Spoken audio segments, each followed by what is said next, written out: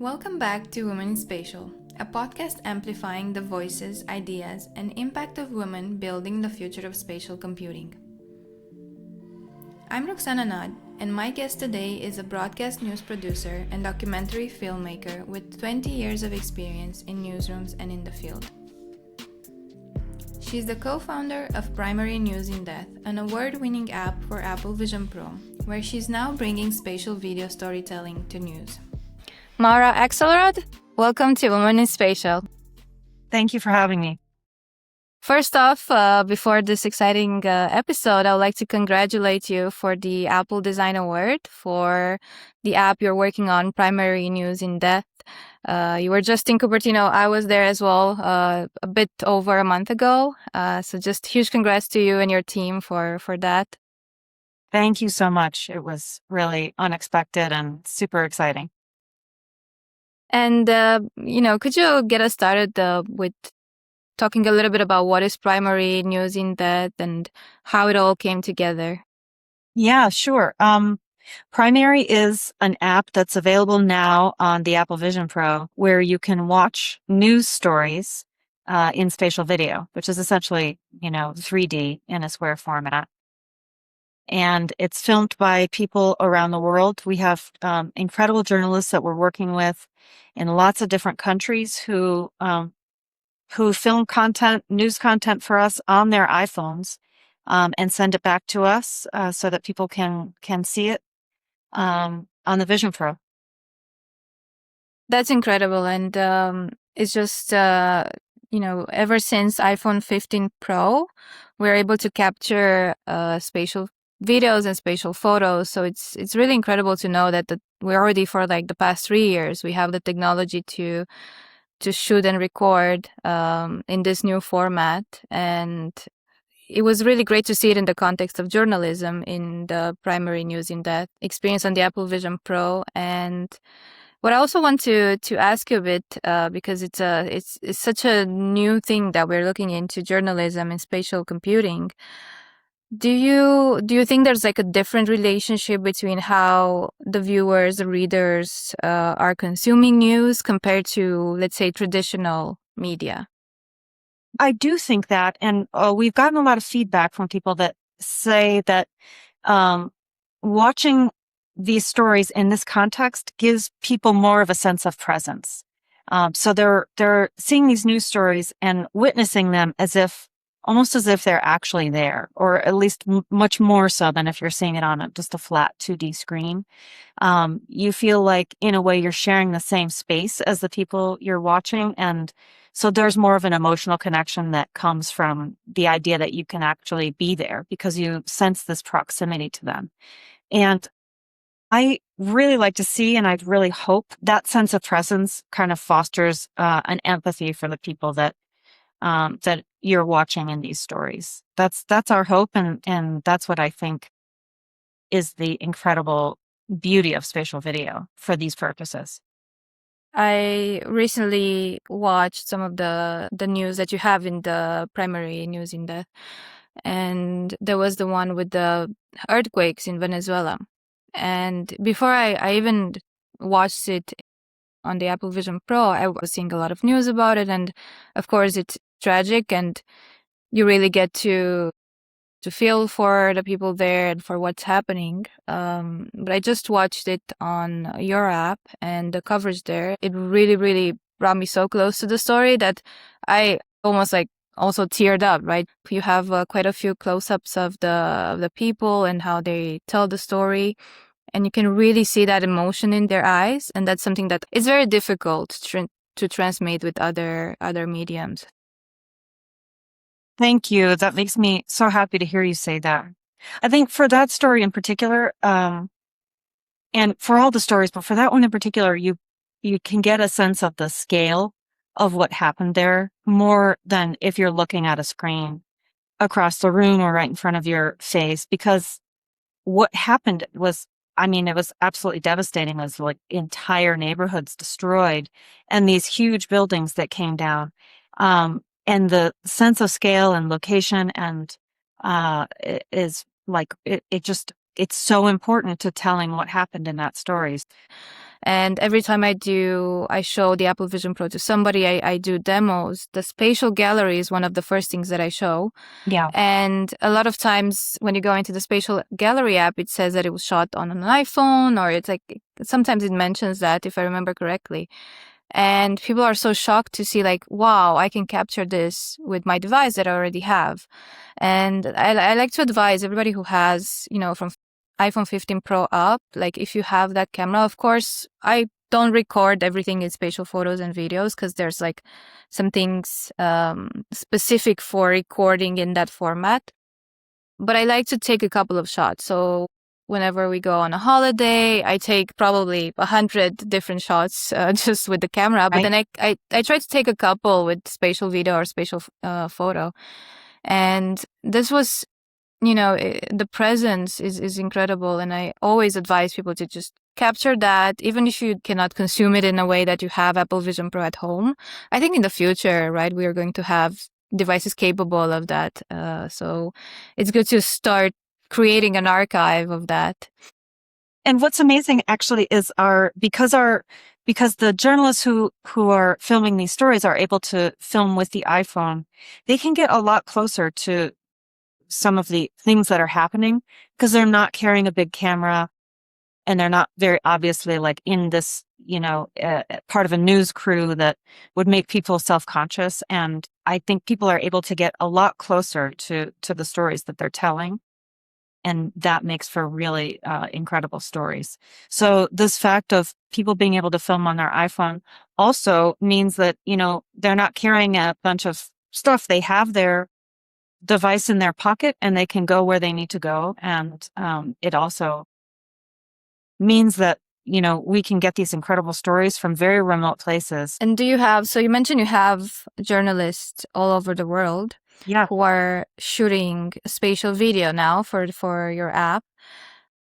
Can you maybe share just a couple of tips that you give to them in terms of how they should capture, or like maybe some of the tips that you learned along the way? Because at least from, my homemade videos, I started to know that, okay, if I want to record this, I should have this distance, or like, do you have any tips that you usually share with your journalists? Yeah, we created a document of best practices for journalists who are shooting in this format. And because it's so new, we all are kind of working together to figure out what works and what doesn't. And so, if you're out there shooting spatial video, of course you have to keep the camera level. That's very important. But one thing that is a little difficult for people to remember is because there's no zoom in spatial video, you have to, and you want a close-up shot, you have to really get very close up to whatever it is you're filming, even people sometimes. So,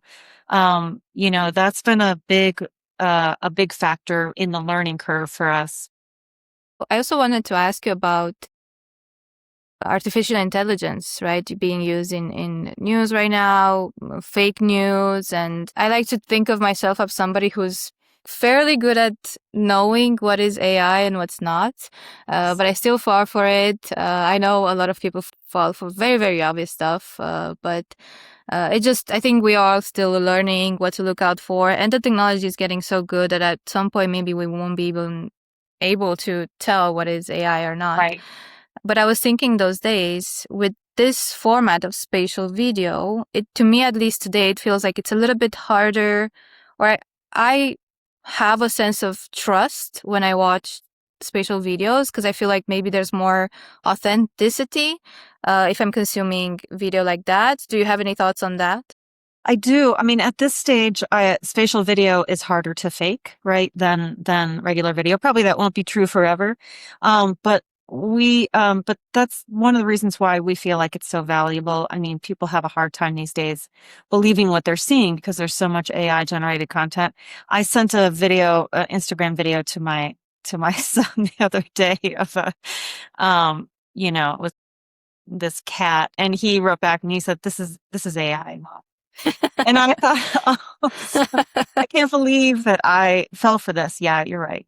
So, but for us, it's really, our reporters are all very experienced journalists and they understand all of the journalistic standards of accuracy and fairness. And so everyone is very careful as we take stories in to make sure that everything's real.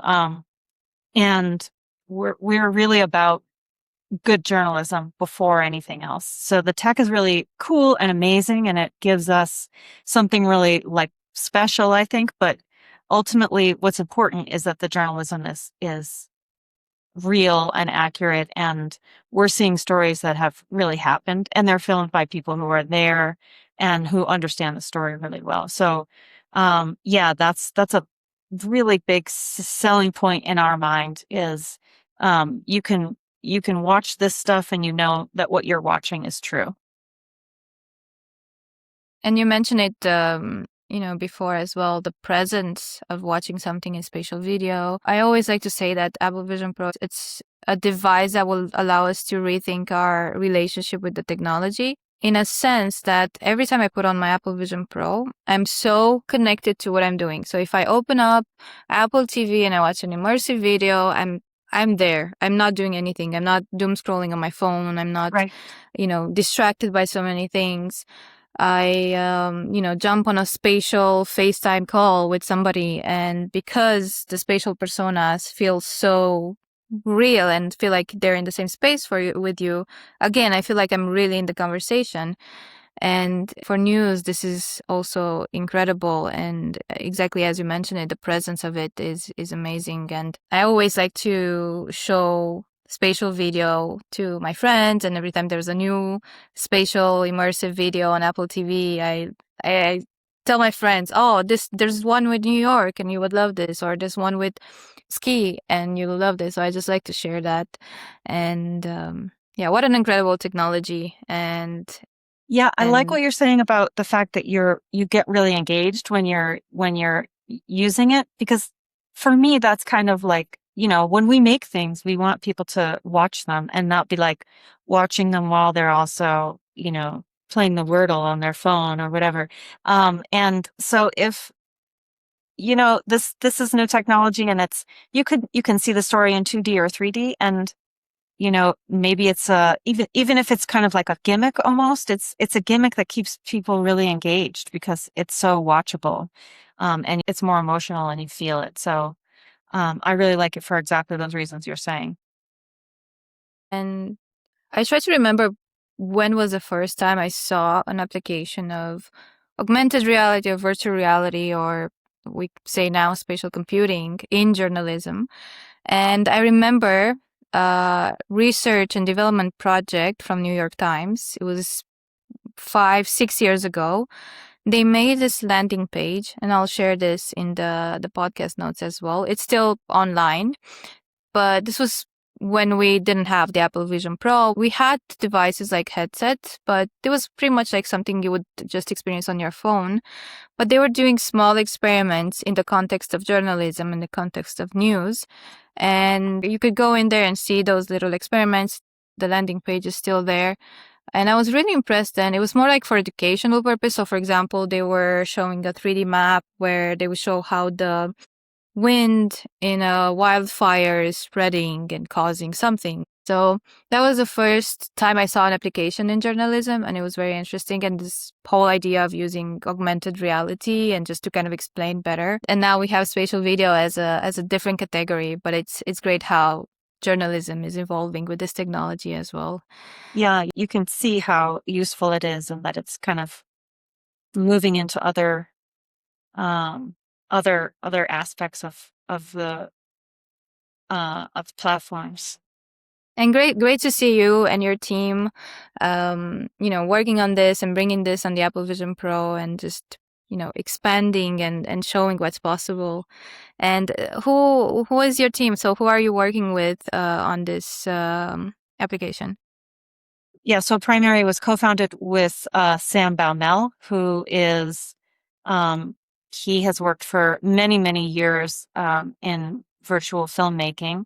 And so he and I just started talking about a year ago, and we had this idea that there could be a journalism app on the Apple Vision Pro, and we hadn't seen anything like that before. So we started talking to Anthony Mace and Paul Mezier from Acute, and they put together the app, and everyone just did an incredible job. And then, of course, all of the journalists who we work with around the world are the people who get the real credit for everything that we do, because they're the ones who put themselves in harm's way to tell these stories. And they're all incredibly talented and incredibly dedicated. And we're really lucky to be able to get to work with this group of people. Amazing. And also, just I would love to hear a little bit more about your background story and what's your experience, and how, ultimately you landed into this space of spatial computing and journalism. Could Yeah. you tell us a little bit about your background and Sure, experience? sure. I worked as a journalist for many years. I started in New York at ABC News as a writer and became a producer there. And then I left New York and moved abroad and lived in the Middle East for a long time. And I I also lived in the Caribbean, and I worked as an independent producer in television news. And so I learned how to do all of the things that need doing when you're producing a news story. I did a lot of stories where I filmed and wrote and cut and sent the story while producing it. So, if you learn how to do everything, then you're become undeniable. So that's the advice I would always give to anybody who's getting started in the business, is to just you know like make it so that you know how to do everything, so that you can cover any story that you want. So that's basically what I tried to do. Um, and then I moved back to the United States. I started doing longer form documentaries. And at some point, about maybe 5 years ago, I tried a headset on for the first time. And I had the experience that I think, like anybody watching this podcast probably had, if they're interested in spatial video or VR, which is, I was just totally blown away. I could not believe how incredible it was to be transported to a different world inside the headset. It was like, I just felt like this is obviously the future. Like I have to work in this medium because it's so incredibly cool. So I took the VR AR class at MIT, and it's just kind of like professional development class. And I learned a very little bit about the process of um, making these apps and filming this kind of video. Just enough so that I understood that um, the basics of like who I would need to ask essentially to try and make this work. And I had the idea that, and everywhere I looked, I didn't see a whole lot of journalism. I saw there's some documentary, but it just takes so much work to film anything in VR or spatial video up until now, because the cameras are huge and they're heavy and it involves a lot of people. And once Apple started offering spatial video filming on the phone, that is when Sam, my co-founder, Sam Baumel, and I realized that it would be possible for us to launch this thing and make it happen. That's incredible. And what was your first experience trying the Apple Vision Pro? My first experience with the Apple Vision Pro was to go to the store, the Apple store, and get a demo. And I was just mind blown by what I saw and how intuitive it was and how easy it was to operate. And that's how we really decided that was going to be the best platform for us for so many reasons. Yeah, the high resolution is definitely something that makes this the device to watch videos, because I worked with, and I had experience working with the Meta Quest, so the device that is developed by Meta. Actually, the Pro version of that one, and the resolution was not that great. It's an incredible device for other purposes, but to watch a video, like I was not able to watch 5 minutes of video on it because it was just not comfortable. But on the Apple Vision Pro, I can spend easily 30 minutes or more, right? Just watching video content. So I think that's a breakthrough. And even I got to experience it directly after buying it, because when Apple Vision Pro came out, it was not available for sale. I was at that point in Dubai, and it was only launched in US, I believe, right in the beginning. So we did this whole operation of getting two Apple Vision Pros from the States. We had somebody go there in Miami and pick it up, and then I got it home, and I was like, I have this device. I never tried it. I never Cool. seen how Yeah. it works. So it was very cool. And it was actually funny enough.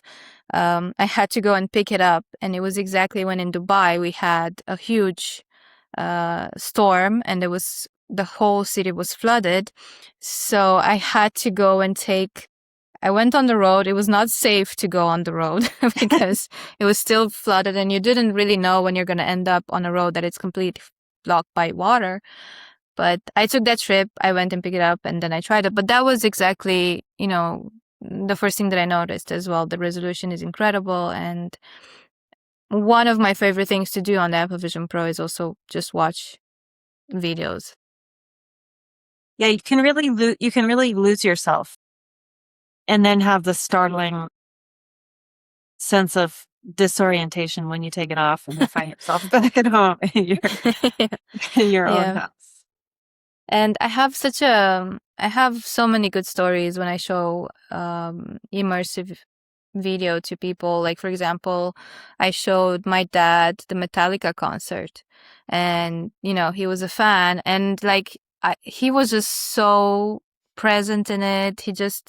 I showed him the Apple Vision Pro before, and he tried it, he liked it, but when he went on this concert, he was just in his room. We just let him be, and he's really enjoyed it. I really love that movie.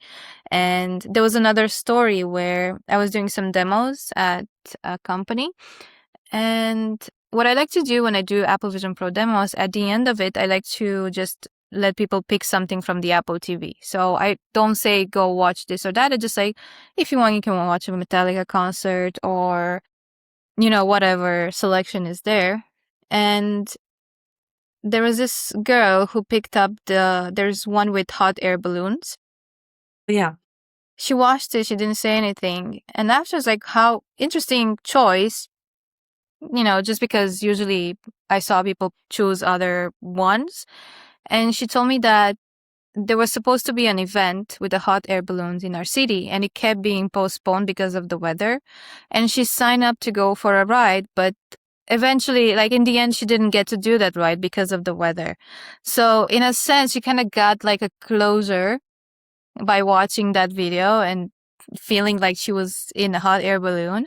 And she was very happy about that. So it really is that, right? Like, you get to experience something, and it really gives you that sense of, okay, this has been impactful on me more than it would have been just to watch it on the TV. So I yeah. agree. I love showing it to people for the first time and having them be so amazed by it. It's really it's really fun to do that.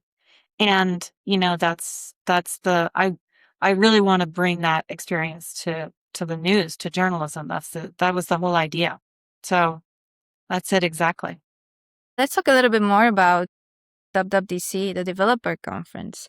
So this was your first time, right, at the conference? It was my first time, and I mean, going to Apple Park I think it's something like you're stepping into the future somehow. Like you get there and you can't believe your eyes. Everything is so beautiful and so incredible. It almost feels like a spaceship. So the physical facility was incredible. And then just to be surrounded by all these amazing, brilliant people was one of the great experiences of my life, I would say.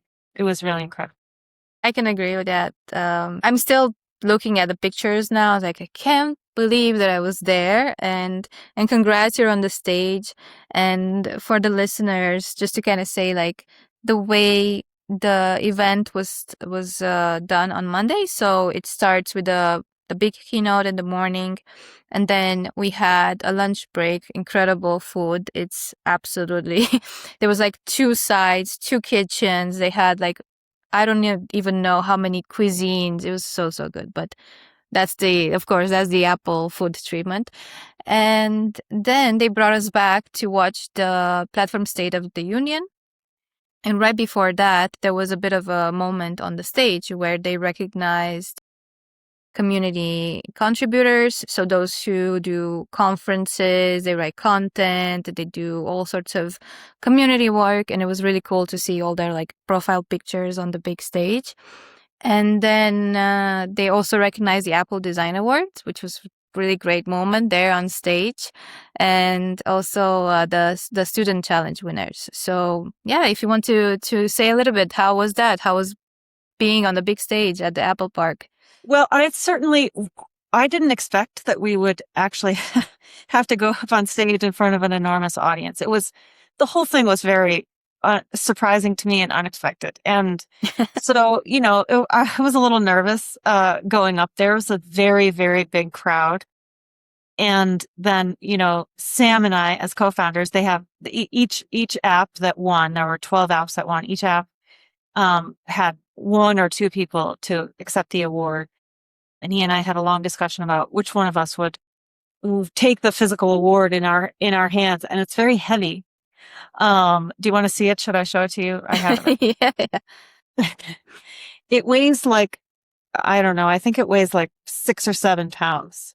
It's very cool. It's very cool. Yeah, it's solid aluminum and it's definitely hefty and it could do some damage. So we got up there and they handed this thing to us and we stood there holding it. It was fun and there was just, it was fun and a little bit scary, let's just say. But it was amazing. I mean, it was what an honor. And let me say again, because I want to say this every time, Sam and I accepted this award, but the award belongs to the journalists and the engineers who created the app and who created all the content that's in the app. And so I have to acknowledge them every single time, really. Absolutely. And also so one day before the main event, there was a welcome reception, which is something that I actually didn't expect to be such a big thing, but it was this whole event happening at the previous Apple campus, which is the Infinite Loop.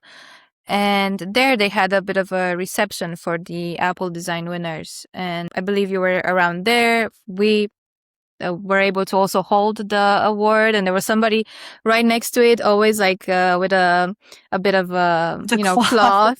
Yeah, with a cloth to take away. Yeah, but it was as you said, it's heavy. It's nice. It's definitely something to have. I would and just to look at it, right?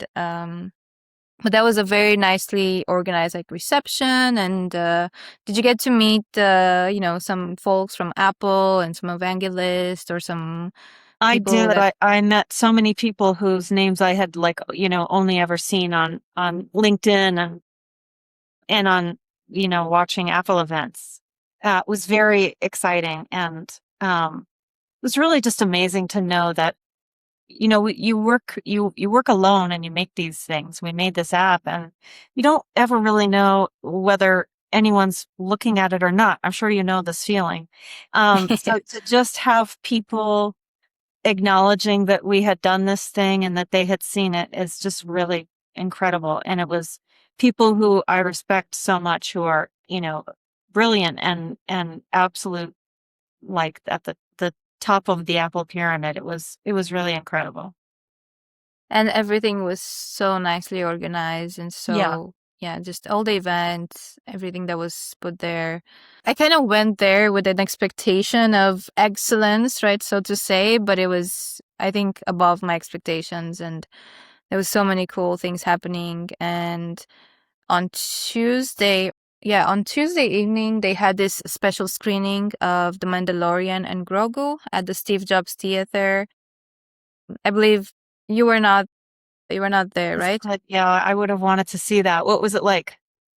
It was really, really cool. First off, the building is incredible and it's one of a kind in the world. From my understanding, it's on the highest point from the campus. So we went there. It was right sunset and just the light was so beautiful, and I was just walking there through the park, and the light was hitting in the perfect, direction.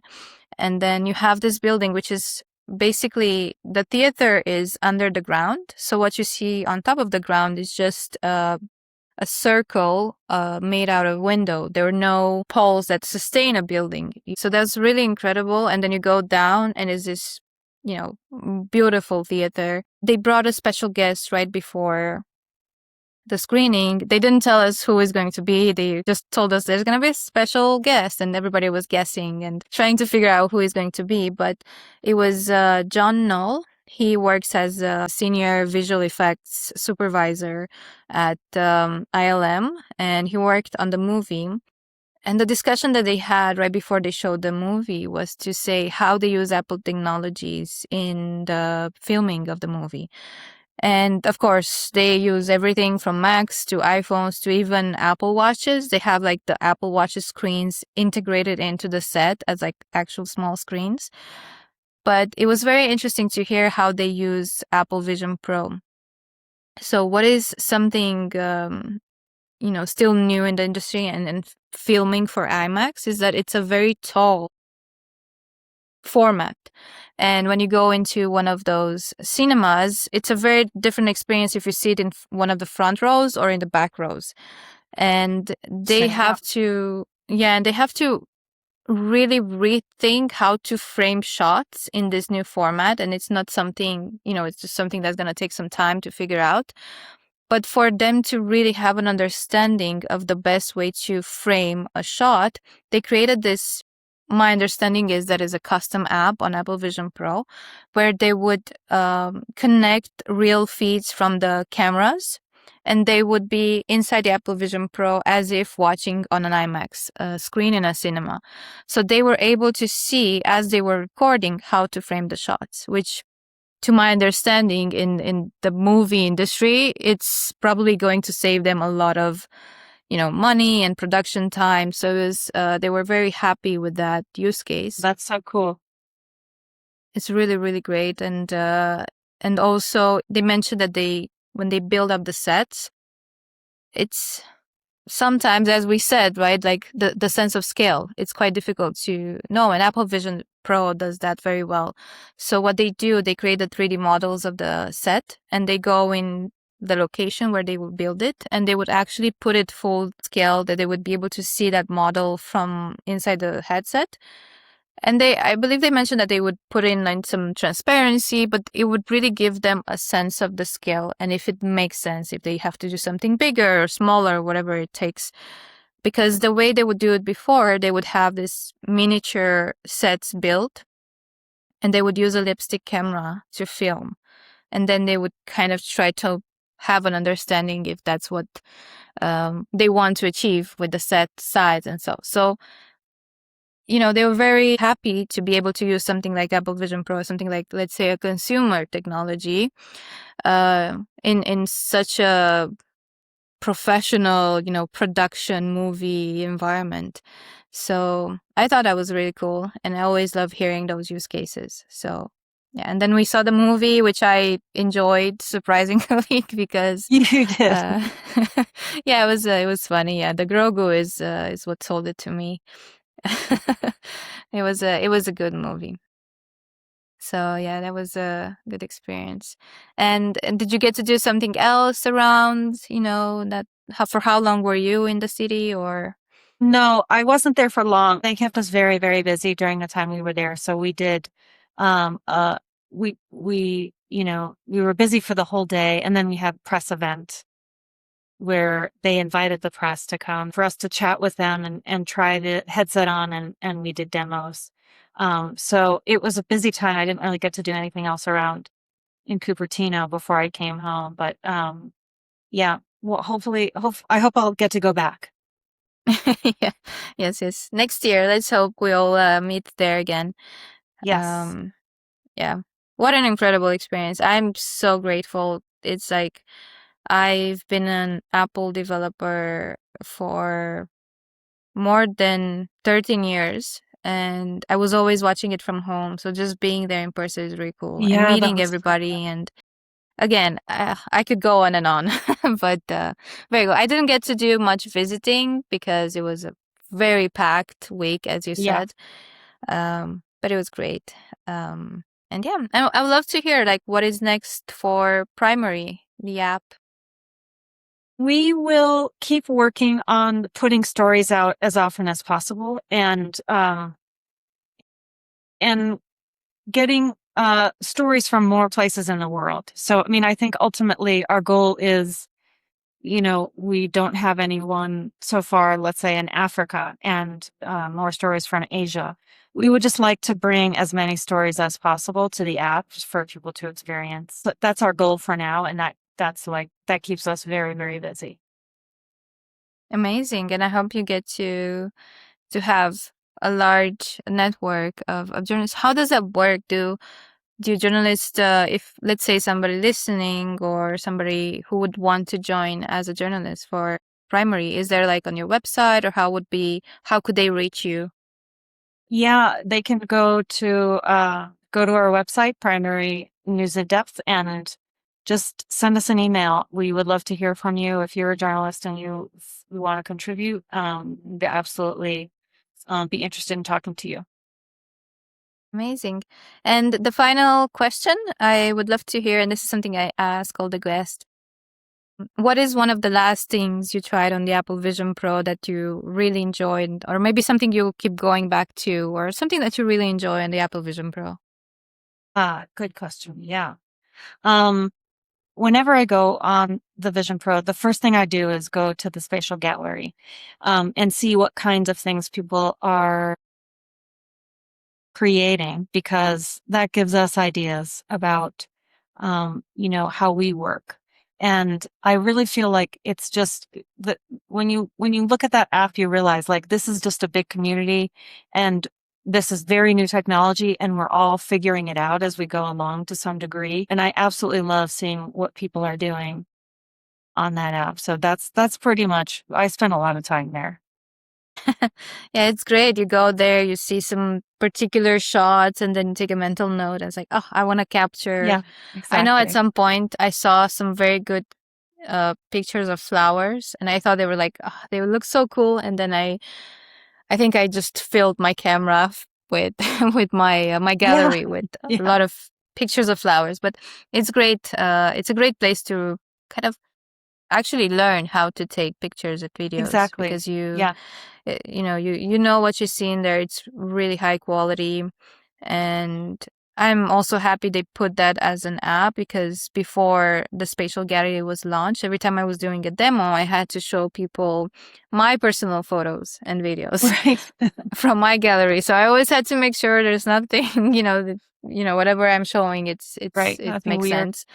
Yeah, and there's also one application called InSpace, which is like a social app on the Apple Vision Pro. They've been around for the beginnings of Apple Vision Pro, and they have that. Because at some point I was thinking, where can I share my pictures? And I don't know, I take some pictures and videos. I would love to share them somewhere.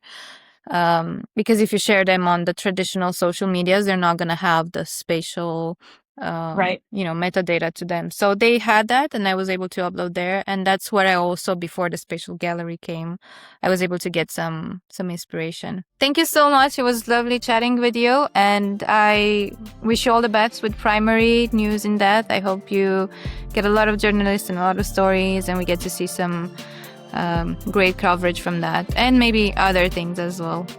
Thank you so much for having me. It's great talking to you. I appreciate it.